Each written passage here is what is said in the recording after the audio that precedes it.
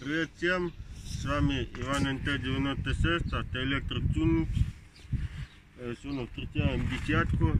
Как владелец сказал, что она задымила, что-то коротнула.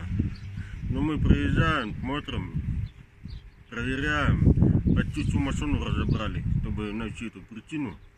А оказалось сигнализации. Но сейчас уже все устранили, сигналку выбросили. Все сделали, машина заводится, все работает, все нормально. Пойдемте, я вам покажу все.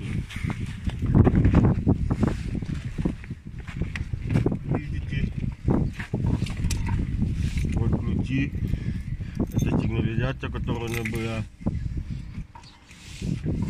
Панель загорается, музыка играет, все хорошо, машина работает.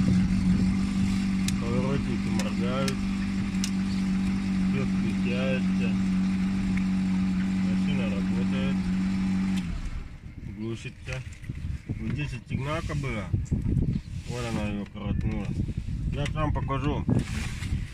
Вот это блок сигнализации. Я его разобрал. Вот смотрите, что произошло. Просто ее коротнуло.